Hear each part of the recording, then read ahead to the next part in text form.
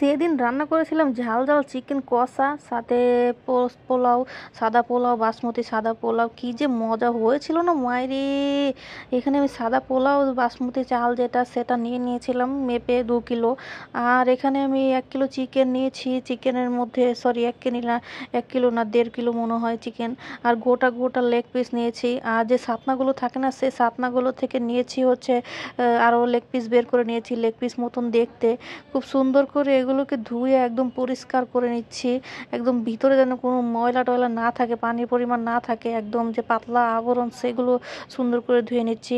আর এদিকে সাদা পোলাও চালগুলো একদম বাসমতি পোলাও চালগুলো ধুয়ে নিচ্ছি। জল কালা যতক্ষণ পর্যন্ত জল না বের হয় ততক্ষণ পর্যন্ত, মানে সাদা জল থাকলে এটাকে আমি ফেলে দিব। তারপর এখানে একটা চুলায় ডেস্কে জ্বালিয়ে বসিয়ে চুলায় জাল জ্বলিয়ে দিচ্ছি। তারপর তেল দিয়ে এখানে কেটে রাখা গোলা পেঁয়াজ দিয়ে দিয়েছি, পেঁয়াজ দিয়ে সুন্দর করে ভাজা ভাজা করে নিচ্ছি খুন্তি দিয়ে নেড়ে।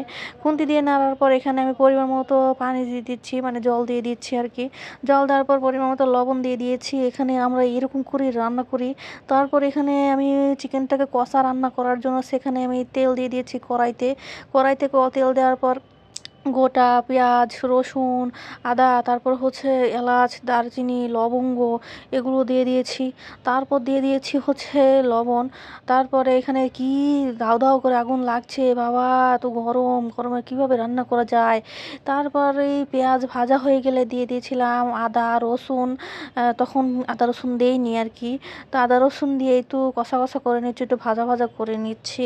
সুন্দর করে ভাজা ভাজা যখন হয়ে সাদা সাদা হয়ে যাবে তখন এখানে গোটাখানেক হলুদের গুঁড়ো দিয়ে দিয়েছি লঙ্কা গুঁড়ো, তারপর দিয়ে দিয়েছি ধনিয়া গুঁড়ো। তারপর এখানে আমি জিরা গুঁড়ো দিয়ে দিয়েছিলাম কিন্তু দেখাতে ভুলিয়ে গিয়েছি। তারপর সুন্দর করে কষিয়ে নিয়েছি মশলাটাকে, যতক্ষণ পর্যন্ত তেল না বেরোবে ততক্ষণ পর্যন্ত তাকে মশলাটাকে সুন্দর করে কষিয়ে কষিয়ে নিব। আর যখনই আমার মশলার তেলটা কষিয়ে বের হয়ে গিয়েছে তখনই আমি দিয়ে দিয়েছি চিকেনগুলো, লেগ পিসগুলো সুন্দর করে। এখন আমি সুন্দর করে উল্টিয়ে পাল্টিয়ে কষিয়ে নিব সুন্দর করে, একদম ঝোল দেবো না, পরে একদম ঝোল দিব যতক্ষণ পর্যন্ত কষানো না হয়।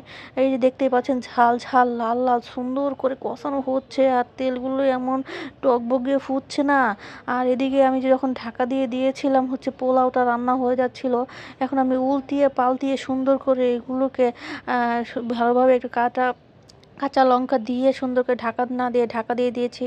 আর কষানো শেষ হয়ে গেলে মাংস কষার মধ্যে আমি দিয়ে দিয়েছি জল দিয়ে একদম সেদ্ধ করে ভালো করে রান্না করে নিচ্ছি। আর তো আমার রেডি হয়ে গিয়েছে চিকেন কষা।